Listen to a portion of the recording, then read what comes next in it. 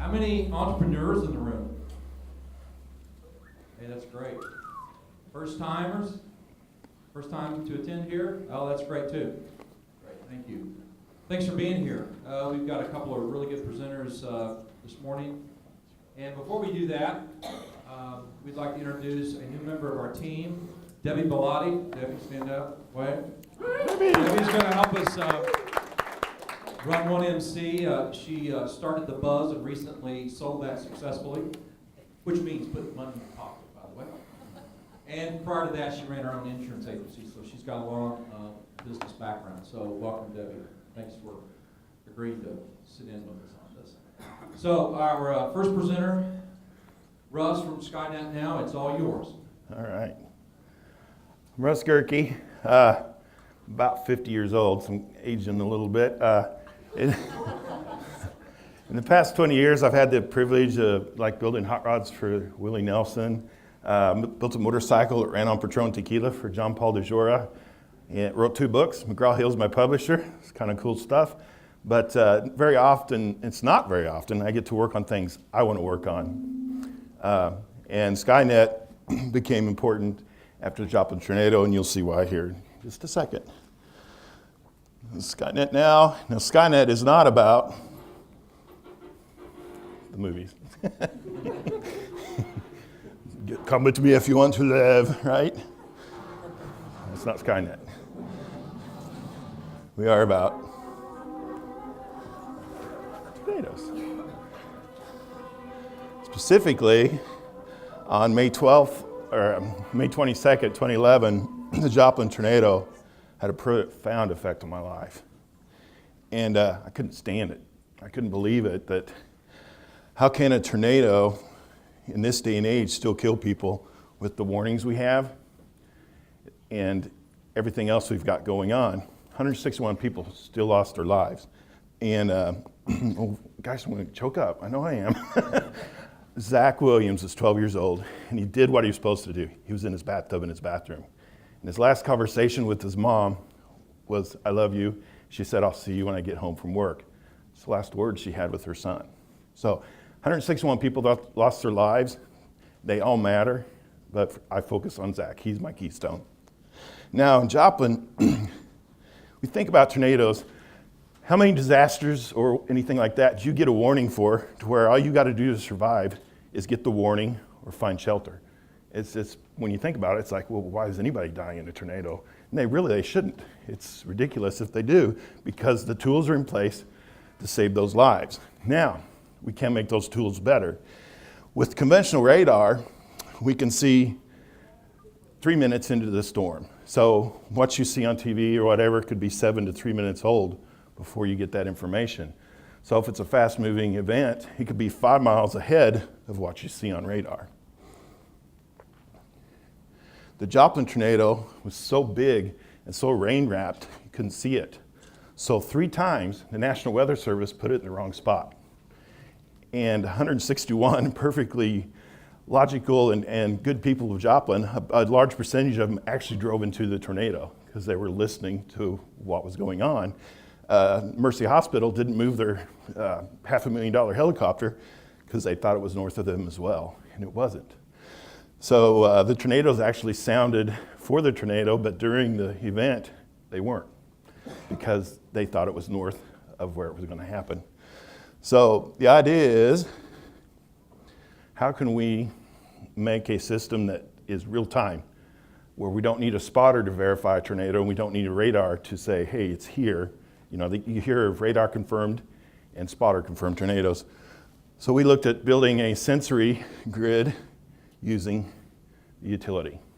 What we developed is a chip, solid state, that ties into the network, and it measures these events. It can even detect earthquakes. There are 500 million miles of utilities in the US. So that's a huge grid, hence Skynet. We can put a net of sensory data all over the country to detect everything from wildfires, gas leaks, pathogens, earthquakes, tornadoes, storms. On our device, we have 6 extra ports for other types of data entry. So we can do barometer, a smoke alarm in California, or infrared, we can find hot spots. So it's pretty neat. I keep pointing at that, I should be pointing over here. Benefits and capabilities, I'll try not to bore you. Saves lives and money. When we look at weather and how it affects every part of our life, your transportation, your health, how you get your food, it's everywhere. I mean, people die every day because of things the weather does. It's pretty crazy. So one of the things we want to do is be able to manage what the weather does as far as from a financial aspect. If you have a large factory and you're shutting down every time there's a tornado warning, but the tornado, let's say you're in Greene County and it's up in Willard when you're down close to Ozark, you're nowhere near it, but you're still shutting down. So it can cost the economy millions of dollars, probably about $4 billion a year lost because of tornado warnings, and the tornado warnings being so broad. With Skynet, we can make, that polygon they issue? That puts you in it? Okay. We potentially can make that smaller and make it a tighter warned area. With the Skynet, we can mount it on rooftops, poles, any type of structure, and it become part of the network. So when we move into a metropolitan area where there aren't utility lines potentially because they went underground, we can attach to homes and businesses. Risk management for utilities. If we're on the utility pole, we can tell them where the ice storm is getting critical. We can tell them where someone hit a pole. So from a management standpoint, we can help them manage their risk. Weather derivatives, that's the ability to trade weather to insure. So we can collect data that's a $3 billion a year market right there. Insurance, this is the big one. Almost every claim is tied with weather at some part. If you're in a car wreck, they'd like to know if it was raining, sunny, where the sun was. So we collect this data for that geolocation. Everything we do is geolocated, so we can look at that specific region, that specific time, go forward or behind, and give them that information.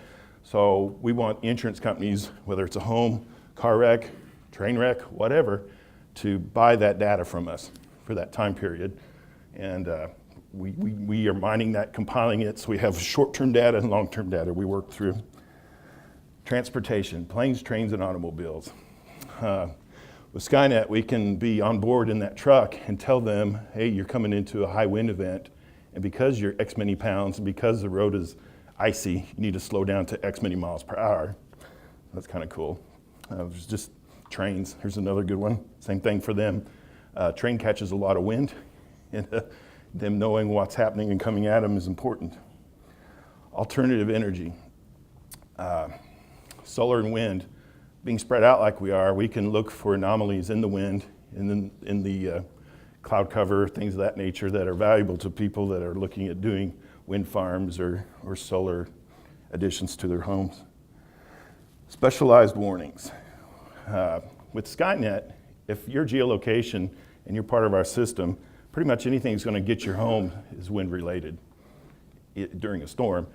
So we can help give you a warning real time that you're in immediate danger. Now, with Weather Call, I've got these free samples for everybody, free trials. When the National Weather Service issues that polygon warning, if you go to the website, put in your geolocation, like your home address or business address, when that's issued, it plugs into Google Maps, Google Earth, and it will call you and say, get in your shelter now, you're in an active warning, and send text out to loved ones. But that ties in with what we're doing. Media clients, TV stations, they've got the radar data, but it can be 3 to 7 minutes behind the actual storm. But with Skynet, with the way we're writing the app, they can look at it with the visual tools we have, see where the storm is at that very second, and broadcast that out. And the homeowners can, again, have that app at their own disposal to look at that. We keep our information open source for the National Weather Service and NOAA. We figure that's fair because they're in the business of saving lives as well. And then they're a good partner. We're hoping that they like what we have. And when we go to the top of the house for the homeowner, let's say they're out of town and an event happens at their home, we can notify their insurance agent that their house potentially had hail or wind damage, and they can start the process to help their customer or client. But with the amount of data we collect, our system pushes data out, so we aren't pulling it in. So we have the ability basically for Skynet to provide Wi-Fi for homes and businesses, because we have a lot of room yet. So that's kind of the cool secondary market is, imagine us protecting your home, giving you warnings, and also helping provide internet.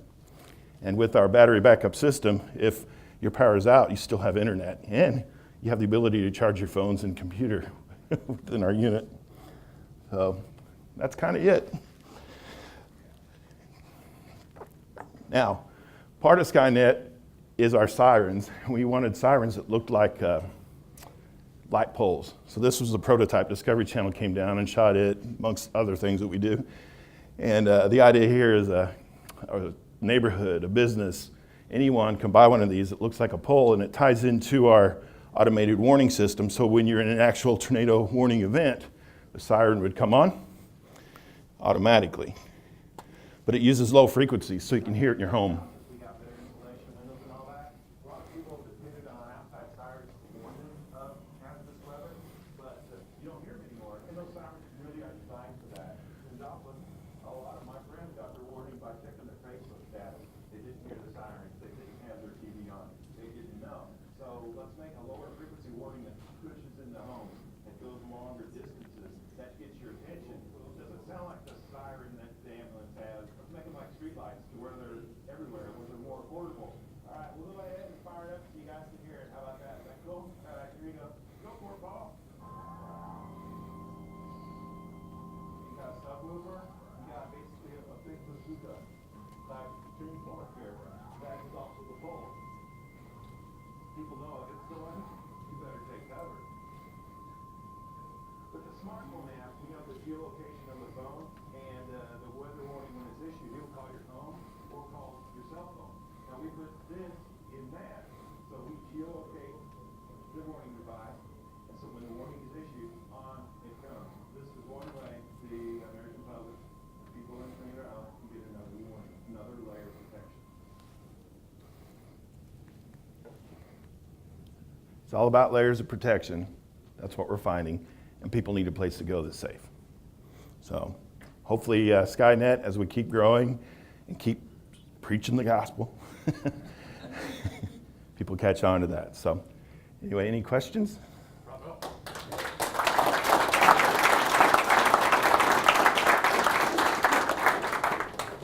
Russ, I've got a question just for clarification. If you don't have the solid state device here on you, explain to us mechanically how it works. Is it kind of like a garage door opener where you have two lasers that are looking to align and then you recognize the bend, or how does it work? And basically what it is we've got a structural component that's square, it's extruded, and within that is a sensor, and as stress is put on it, it measures the XY coordinates. Anybody falling asleep yet? Anyway, and it converts that into information that we can put into the database. So it could tell us the speed of the wind and the direction of wind at the speed of light. Again, radar is 3 to 7 minutes behind us. So we are the first real probability of showing where the event is at that specific moment. I assume you talked about a MEMS device that you spec'd out for somebody. What's that? It's a MEMS, a microelectronic microcircuit. We have different tag names for it, but what it is, it has to touch a metal surface, and then we measure the differences in that. So you'll have to talk to Darren about that one. Okay. I just know what it does. He knows what to call it. Hey, Russ. You talked a lot about benefits and features of what Skynet's capable of. Is that based on your small test, or what type of actual data do you have from the field? How many units are in place, and what does it look like now? Okay, the beta's built, the code's been all put together. I mean, we started in June, but you give nerds enough Red Bull and all that, I was like, well, how long will this project normally take? Took it in there and said, oh, probably 2 years. So from June to now, we've just screamed through it. And, but there's a lot of passion there amongst the team. We call ourselves the Three Amigos. Anyway. So anyway, yeah, the shop's interesting. But from the standpoint as one of our code writers works basically in the insurance agency, and we've been loading code up there now. But we know the value of the data before they pay a claim to know what has happened. And we'll be the first to provide that. And we've been loading that code in there, setting it in place, putting that building block there so when they latch onto it, it becomes as normal as them checking your credit score before they issue a policy. What's your business model? Are you trying to contract with a local government entity, or will you put the systems in and sell them a subscription rate? How are you going to base that? There's so different, many avenues to take this. It's like with Weather Call, the partner I use for the weather warnings now, they've got 750,000 subscribers with their app. So we can piggyback off them. We've got a project in Nebraska where we're actually measuring the growth rate of the corn with Skynet and doing other things. So there's another avenue. I mean, there's so many different angles of what it can do. It's almost confusing. We looked at setting up different LLCs for different parts of Skynet and then putting it under umbrella. But we've got to make those hard decisions, funding it, jumping into the market quickly to help people, manufacturing. This is a huge project, huge. You mentioned that you can put it on trucks and trains and that kind of thing. Have you put it on airplanes yet? So Good. that you can, track real weather? Again, what you're getting from the airplane, with Skynet, the stress differentials. On a truck, it's good because we aren't necessarily reading the stress. We're reading the wind off of the structure of the stationary items. On the truck, we can measure the road temperature, humidity, barometer, those things. On a plane, they're be kind of difficult. I guess we could, but I don't know. You might have given us another idea.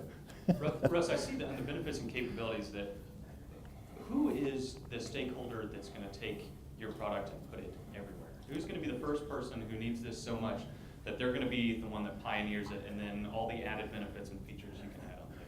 So far, first, there's two runners up, and that's the ag and the television, the media. So, I mean, we're looking at doing a beta now. I can't say who, but it may be out this spring, and it would tie into the broadcast system. So it's pretty cool. The ag product, we've been working with them for 10 years, so it's nothing new. It's just slow because the crops only grow half of the year. So. All right, so I've seen this, and it seems really capable of doing a whole lot of things, and that kind of, to me, seems to be like one of the downfalls is you're trying to go so many routes because it's so capable of doing anything. I was just kind of curious if you had one division of it that you're planning on being your cash cow and generating the revenue, and then while you're focused on making that happen and really making it a viable business by that you can focus on all these other added benefits that it has. Yeah, it sounds complicated, but really got to think about it. We got the sensors and we have the data. So once we got those two things in place, the rest of it kind of forms itself around it. We just need to figure out how to spoon feed it to which entity and how to make money on that. But I'd say probably the lowest hanging fruit will be the media, because it's a quick, easy fix for them, and we don't need to saturate a larger area because they've got their audience of viewers. So we can, instead of having Skynet units every mile, we can space it out to 10 miles. And when the wires pull and move, we can still detect where the event's happening within that location of the two geolocations. All right. So I worked in the aerospace industry for 33 years. Avoid the weather part with them. I started doing what you're doing 15 years ago, and it's well underway in development.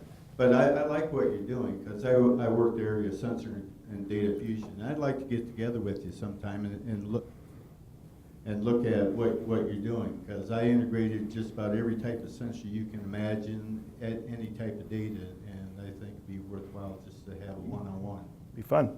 Well, again, when we got into this, we just were flooded with all kinds of sensors. And because of marketability, cost is an issue. So, am I going to buy something that's $50 or 5 cents? Or can we make something that's 5 cents and doesn't cost us $50? So the choices we made had more to do with economics than anything else.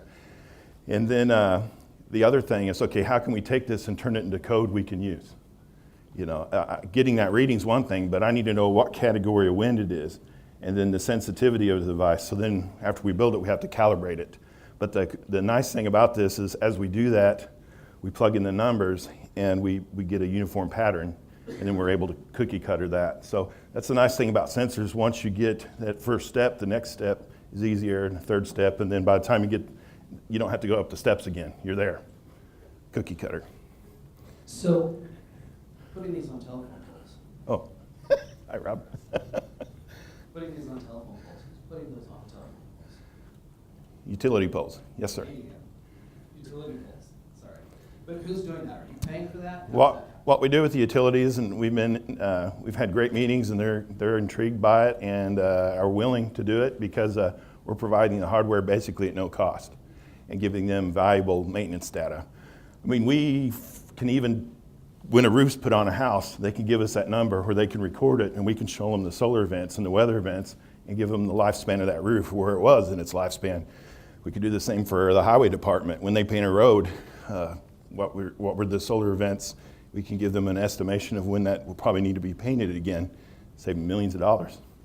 But on the poles, the unique thing about that is it's a relationship we're building their hardware and their labor, and then we give them information that they don't have to pay for. So it embeds them in the community, and I think utilities often look for ways to make customers happy as rates go up. So. Yeah, I was curious, is there any competition out there? Is there like a race to figure this out, or are you guys kind of the sole entity trying to figure it out? Yeah, I mean, the sensors, like you were saying, there's a lot of technology out there, but not packaged in this way. So that is the uniqueness of this. When you're coming up with a new idea, you do want people similar to you so you can claim against. That's the strength of your patent. You got to be able to claim yours is better because of. Well, as we work on this, I'm having a hard time finding that. That's a good and a bad thing. The sensors and the sensory data is there, but the way we collect it, broadcast it, interpret it, you know, the whole, you know, software patents generally, I don't know, are they strong or weak? You know, some people say yes, some people say no. We're kind of heavy into that, it looks like, but on the other side of the fence, the hardware is ideal, and it really boils down to cost effectiveness. If you can do it at the best price and enter the market, just your market share and all that, that's your best protection, I think. So I guess that answered your question. I don't know. Okay. Yes? Russ, so I think when you say media is a low-hanging fruit, so I think of three, Weather Channel, obviously, IntelliCast, which has a wind field on its internet app, and also the new, I think it's DirecTV network. So have you approached them? Are you working with them? Are they going to help fund some of your research? Well, what we're finding, like through Weather Call, there's a lot of models out there that cover huge areas. But for specific what affects your home, personalizing the weather, that's probably our market. And going to a local affiliate in that area and allowing them to personalize it for that viewer. So that viewer goes to their app and they put in their address. Now they're geolocated and they can get that call that says, hey, you're in an active warning, take shelter now. And so it helps the viewers, it helps their audience, but you know, we're a local warning system. Howdy, Russ. Thank you for saving lives and your passion for that. What is, I saw on your video, the pole with the siren on it. Is that your unit, or what does the unit look like? That was the What is prototype. cost? That was with a 10-inch woofer, and we were hearing it at 2 miles. The beta is an 18-inch, and we've changed the tone where boom. Gosh, I can't believe I'm making sound effects. Well, it fishing and played ball. Anyway, but the 18-inch, the idea here is we could do it as a light pole now, or we can just set it on the property. You know, having cities and communities, instead of them putting in a $50,000 siren, why not put in our unit and give that business a tax liability tool to do it? You know, $3,000 to $4,000 a pop, and fill up the whole town with our obnoxious noise. But the cool part about it is we're under that 130 decibel. I mean, you can still be by it and talk, but because of the sound pressure we're making and the tone, it travels. And it's not like anything else you'd ever hear. It's like, what is that? You know, people are often looking up when it's going. So, Russ, we always appreciate your passion Thank you. and conviction. Before we close here, how can we as a community help you? Good question. I mean, we're looking for strategic partners. We're looking for people funding. We have room in patents for ownership. We're probably going to end up being a C Corp, but in the meantime, we might have some of the room in the LLCs. I hate to say that, but again, the projects are so different, they really need to be separated. So, yeah, ideas, everything's welcome. Thank you. Excellent, thank you.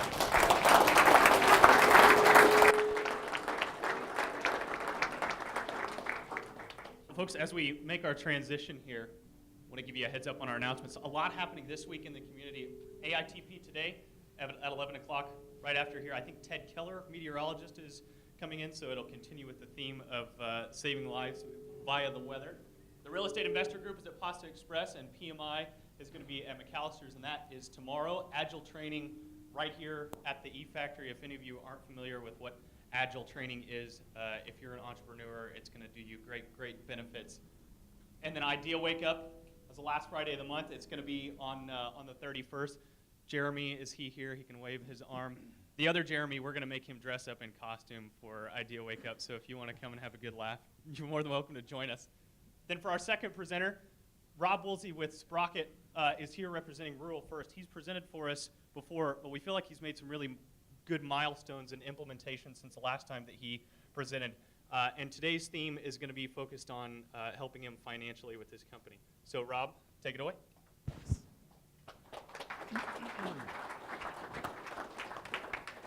So have you ever used Google Maps to find directions only to find that it has sent you to the wrong location? 6 years ago, my dad walks in to find my mom struggling to breathe. Calls 911. It takes nearly 45 minutes for them to arrive. By the time they arrived, her throat had completely closed up, and they could no longer intubate. Sadly, it's only a 6-minute and 15-second leisurely drive from the nearest ambulance station to my parents' house, if you know the way. I need my clicker. I founded Sprocket to change the dynamics of navigation, provide 911 level accuracy to first response, allowing them to save lives and property, and for commercial organizations, allowing them to recoup profits that they've spent on fuel, labor, and lost opportunities. So you see, the problem is 97% of the country, the landmass of the U.S. is classified as small-town rural America. And the geocoding in these areas is woefully inaccurate. However, 85% of the country is actually accurately mapped, geocoded, and centerlined. But this is being done by the local GIS analyst in each county. Usually they work for the Sheriff's Department or the 911 dispatch. They're currently doing all this mapping. They're putting it in their own computers, trying to utilize this data, trying to put it together. They've got a lot of expensive different solutions trying to use it for themselves. We plan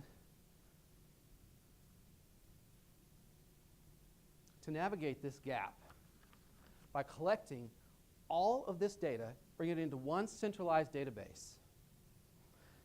Exploiting this, monetizing it by bringing that back into the communities through GPS tracking. This is a live video feed of one of our current customers. Once we brought in the mapping, you can see our centerline information. This is overlaid over Google Maps. We put tracking devices on each of the vehicles, whether that be ambulances, fire trucks, utility trucks, law enforcement. Then we feed that information back into 911 dispatch, commanding officers, fleet managers. Now they can see in real time exactly where the vehicles are, what's going on with those vehicles, and they can send accurate directions to the first responders in the field.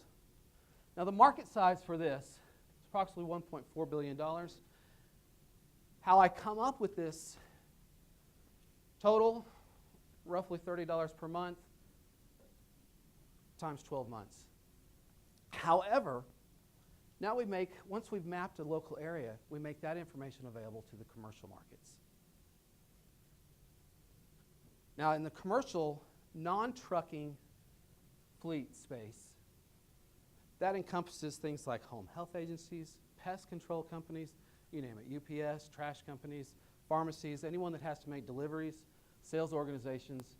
Currently, they're tracking approximately 6 to 8 million of the commercial non-trucking fleet vehicles. That's expected to explode over the next 5 years to 50 million vehicles by 2019, which is a growth opportunity of $18 billion.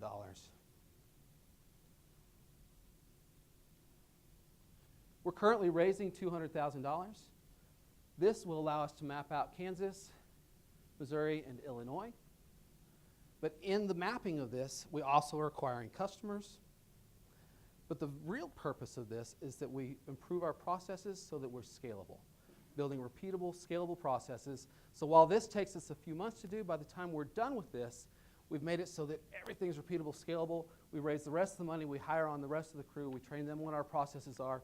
And so the next states take us between 2 to 3 weeks each to map each state.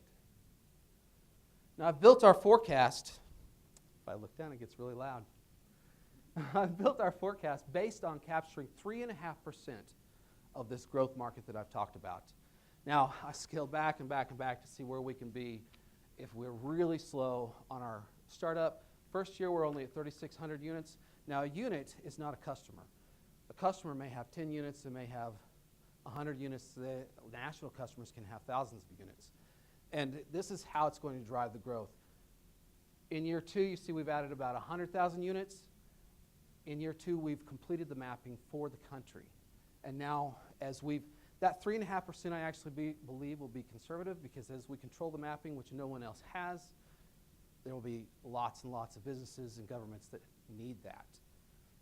So as you can see, as we grow into the larger companies, we first start selling on a local level, local businesses, local governments, state level businesses, state level governments, region, so then we're selling into larger regional federal agencies as well as regional companies, and then national. When you get into the national companies, you get into UPS and things like that, USPS, and they're needing to track tens of thousands of vehicles per month. The forecasted growth, the revenue, relates to first year, 1.3 million. We actually go cash flow positive in the 13th month. As you can see, it ramps extremely fast after that, all the way up to 514 million is our projected growth at year 5. Our gross profit per unit is roughly 63%. We expect our profit margins to be right at 48% at this place. 2019 is our exit point. We believe at that point the growth of that market is going to start cooling off, and that is when consolidation begins to happen in earnest. We expect a very healthy exit, calculating right around a 4.8 return. Our current traction. So we have partnered with Verizon. Actually have my Verizon handler in the room today. We're very close with the local market. I just was introduced on Monday, gave a presentation to the Missouri, Illinois government team. Already have appointments actually tomorrow afternoon in Illinois with several cities. Verizon has 2,000 outside business-to-business and business-to-government sales reps. We can plan to work with those completely. Right now we're partnered in Missouri, Kansas, and Illinois. Eventually, as we're ready, we'll partner across the nation. Current customer traction. We expect to be at 370,000. This is just with my current pipeline, not including with the money we raised to bring on other people to help. Current pipeline expect to be at 370,000 by February, March, April-ish timeframe. Bates County, I will show you them operating here in a minute. 20 units, they're adding 50 more. Henry County, I will deliver installed or activated units to them tomorrow. We've got other counties, cities that we're working with. We've got a local home care agency that we're working with, which is very interesting. They have 300 units that they're needing to track. Currently, they're paying mileage. They're missing opportunities. It costs them roughly $9,000. but the expected savings right at $37,000 a month. They also have another 1,800 people that they're paying mileage to. They don't want to track those vehicles. They want to license the software so that they can build the routes using our mapping data and pay mileage off of that rather than pay off of the reported mileage. Total be about $13,000 a month they're spending. They expect to save roughly $74,000 a month on this. I talked about Verizon. Dial and Document was something that we were introduced through the home care agency. They want us to integrate for their project. I've already had 3 calls with the CEO. He's very excited with what we're doing. He's wanting to offer this same thing that we're doing for them to all of their national home health agencies, very large national home health agencies, and they have a number of them. Like to see software? Let's see here. Give a real quick on this. Okay, you notice the green lines? Outside of this is regular Google Maps. Green lines means it's their data for that county. You can see if there is a, click on these, but they're obviously out of the area. Yellow halo means that that vehicle is sitting and idling. A green halo means that the vehicle is in motion. Now, if that halo turns red, it means they've turned on their lights. If it is alternating red and blue, it means they've got lights and sirens going. We can hook this up to snow plows, so we can detect snow plow up, snow plow down, salt being spread, at what rate it's being spread. For commercial entities, any information that you need to be able to see in real time at a glance, you can see the entire fleet and tell exactly what they're doing. If a call comes into 911, it automatically drops into our system. We have a proximity button up here, and it'll automatically order each vehicle as they are closest to it, and whatever information we're feeding into it, if their lights are on, it'll say that in the event column, so you know who you're dispatching to. I quickly get to the secret sauce here. So I don't know very many addresses. In fact, I pretty much know one in this area. However, you'll notice as I'm typing in here, this, that is not where I want to go. This database that it's pulling from is their database and not Google's database. We built this so that if someone calls in and they don't have a geolocate on them, they can easily type it in. Okay, so we've got your turn-by-turn directions listed out there that can be printed or emailed, and we've got the map routed. Quickly zoom in here so we can see this. Turn on satellite data.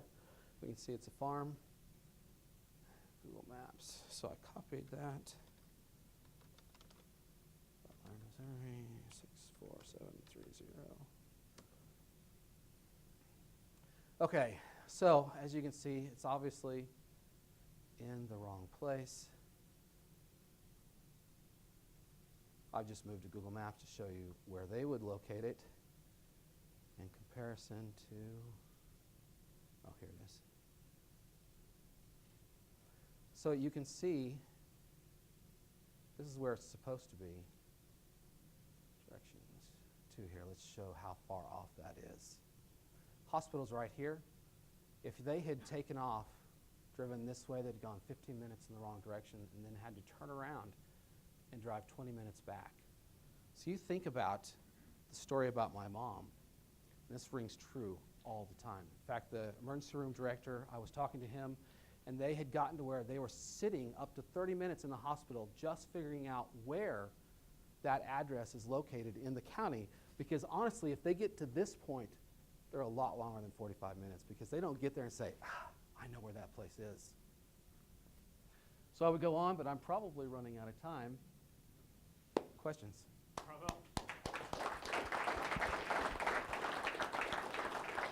Just, Rob, tell me what 200,000 buys. 200,000. So we have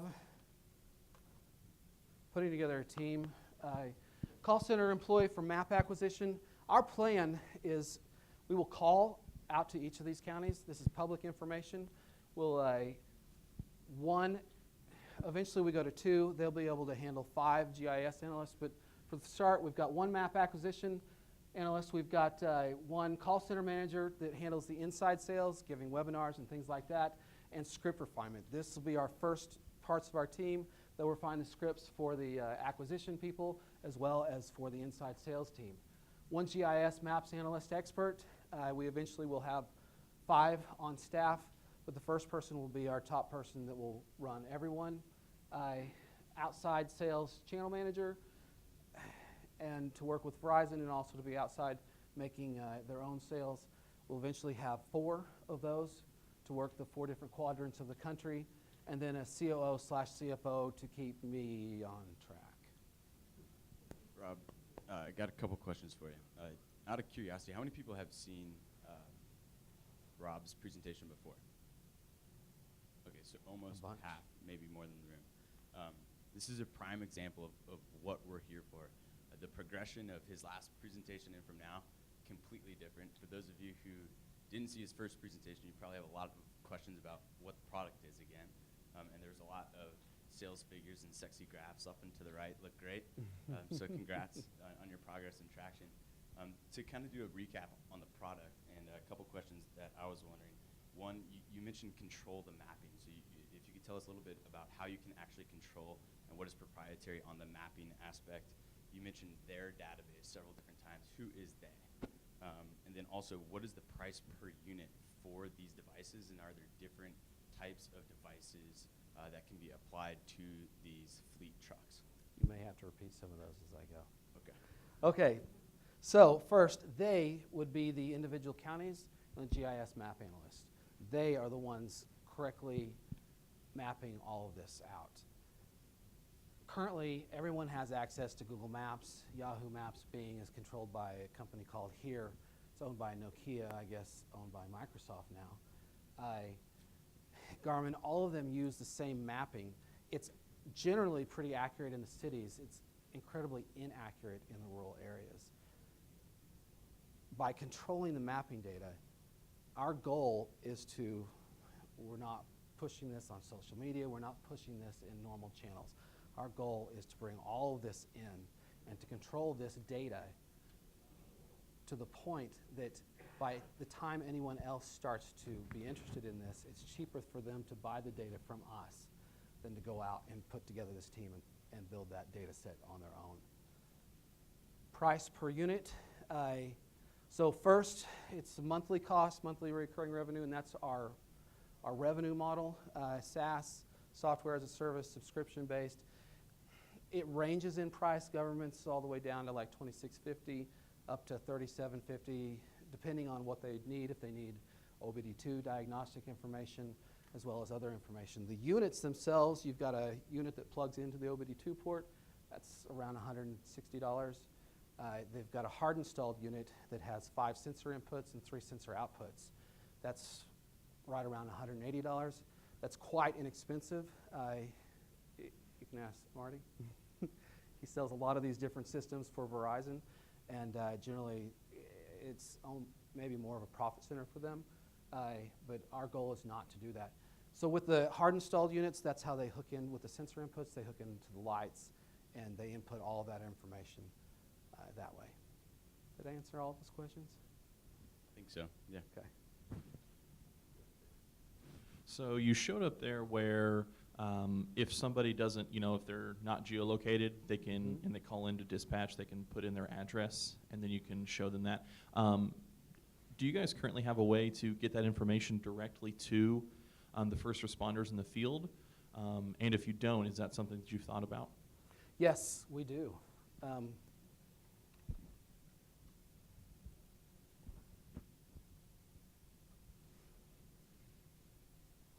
You notice here, this is currently we're operating over email, so that it will go back and forth to smartphones, tablets, MDTs that they have in the field. We're setting up an instant messaging system, so if they have MDTs or tablets that the vehicles are running in the field, it'll instant message back and forth. When they respond, it automatically comes over here. Now the conversation goes on back and forth here. We can send the directions directly to them through this, as well as, so like the ambulances, they actually are tracking every 5 seconds. They can see them in pretty darn near real time. The other thing is that we're tracking every 30 degrees change in direction as well. So a lot of systems, you'll see this, and especially if you've got police cars doing U-turns and things like that, you'll see it here, and then all of a sudden you'll see it over here, and you have no idea what happened in between. We actually give several points. You see the U-turn happening. You see every turn that's made. So they see them in real time. Actually, the hospital will watch them and say, okay, your turn's coming up, because they're so close to real time. I had a question about how you're separating the software from the hardware. Yes. And you talked about licensing the software. Obviously, there's a lot of technology out there already. AT&T, for example, tracks their vehicles, how fast they go, et cetera, but don't have access to the map. So how are you approaching licensing versus pushing the hardware that you're going to be providing? So currently, we are working on building our own GPS tracking customer base. However, part of this plan that I did not get into is the second exit. In controlling, in gathering all this data, we will sell off the data rights for the GPS tracking along with that part of the company. But then there's so many other avenues that will need this data after that, which is where our second exit comes from. We'll sell that to developers that need it for all kinds of different systems, maybe like Russ's system. Does that answer kind of? There are a lot of GPS tracking companies.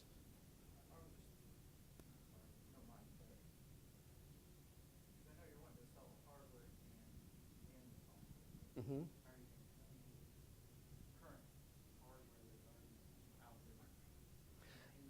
We do not make the hardware.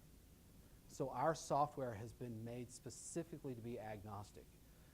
By doing that, I worked in Verizon, Altel, Sprint, and I've seen a lot of instances where the hardware and the software have to be put together, and so they miss a lot of opportunities.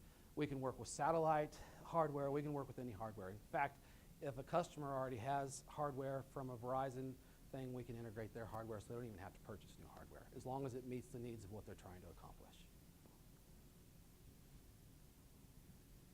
So, can you talk us through a little bit how you got from nothing, from, your mom's incident, to building all of this out, having a product that's shipping, having the software all built out? What's your background and how did you put all this together? So I've owned and exited from a couple of businesses, though not tech companies. In the last company that I sold, we built a GPS tracking product for ourselves. Technology wasn't anywhere where it is now, so we didn't see it in real time. We would get all that information as they pulled back into the warehouse, and it would upload over Wi-Fi. It cost us a lot of money to build it. We only had like 6 employees at the time. I went from there, ended up working at Altel, and that was the reason I got hired, was because everybody was selling cell phones, and where the market's going right now, everybody's already got a cell phone. Lots of people have 2 cell phones. They need to capture the $18 trillion machine-to-machine market. So I was one of the people that was coming on that already had experience doing these things, and so we started building solutions for customers. Now, in that, I've worked with a ton of different, in fact, here was Navtech. I remember selling Navtech as a GPS product. They moved, kind of like what we're talking about here, they moved out of the GPS tracking business into reselling their mapping. And then they sold here to Nokia for about $8 billion.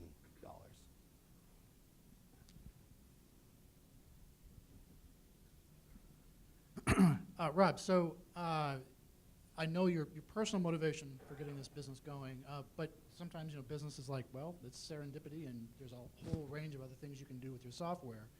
So if you're looking at the software and not building the hardware, will it be compatible with new Tesla cars and new cars that have tracking devices? And can you compete with or work with IBM for just finding parking places, or working with the Waze app, just navigating through traffic?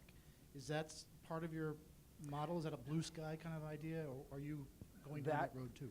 That comes in the second phase, as we've mapped out the entire country. Our goal is to work. So I talked about the blossoming fleet telematics, but there's an even bigger telematics market because all of the automakers are now inputting telematics into every vehicle. So now you've got all these personal vehicles, they've got GPS tracking. We'll have the ability to sell that mapping, now making it accurate to all of the auto manufacturers. That's part of the second data piece of the sales, and we actually consider that that piece will be a larger exit than the first. So you're talking about the cost to map out different states and stuff like that. What's it going to cost to map out the entire country? Well, so our will be cash flow positive at 13 months. Now, I actually believe that $550,000 is all we will have to raise, and the only way that we end up going more than that is if we decide that we're going to try and capture more than 3.5% of the market. We'll need to hire on more people to go after, higher 10 to 15% of the market to support all the customers and to support the channel partners. I got a question for you.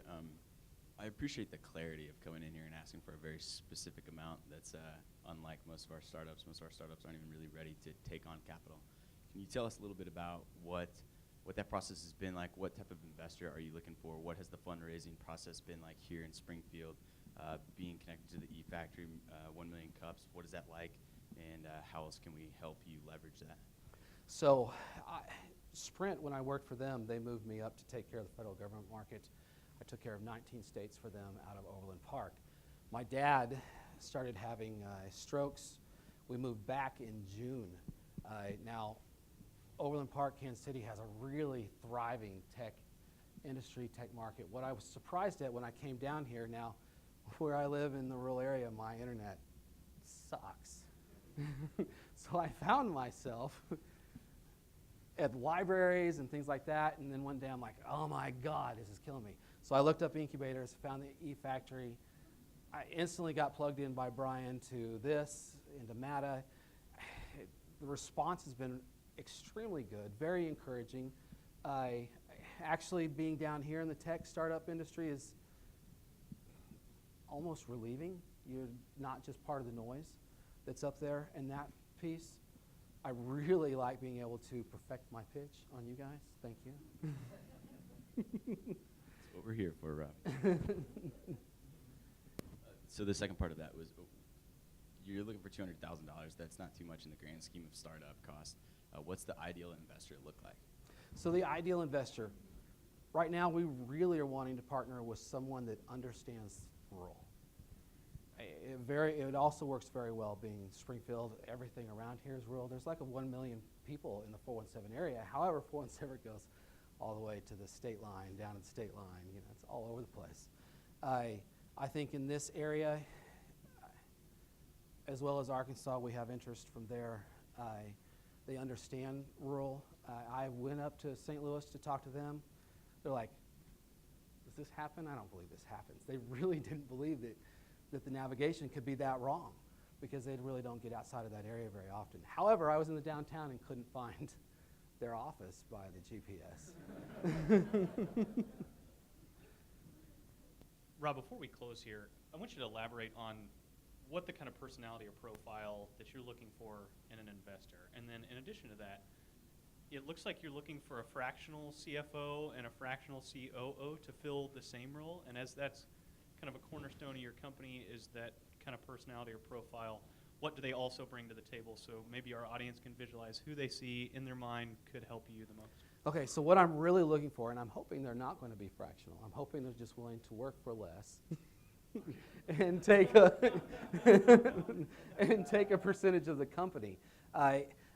Because I have so much going on. I mean, right now it's me, and I mean we've gotten a ton done, but I work sometimes till 1 in the morning, 3 in the morning. I won't leave here, and then I'll be back at 9, 10 in the morning, and I just drank 2 energy drinks this morning.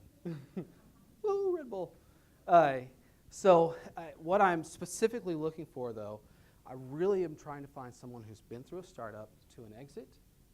They know the ropes. They know exactly what it takes to scale. They can help us with that.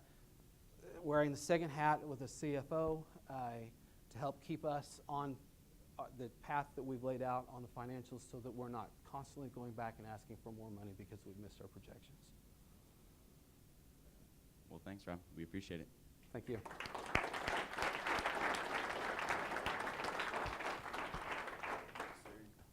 Just a couple quick announcements. Again, we'll be here next week like we are every week. How many people do not live in Springfield? Wow, that's a lot.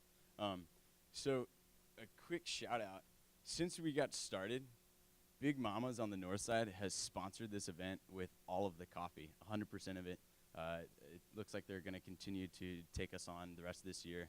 So big shout out to them. We've poured, I think, over 3,000 cups of coffee, which is a ton, and we really appreciate it for them. This is all a volunteer, nonprofit deal. So go see them. They're over on Commercial Street. They have good lunch, really good focaccia bread. It's like my favorite. We return the urns there, and I always steal a slice. But anyways, another really big announcement, and I didn't tell you guys about this, my partners, but Sterling Huff knows how to tweet now, @ and hashtags. So follow him on Twitter, Huff Sterling. Big stuff. We'll see you guys next week. Thanks for coming out.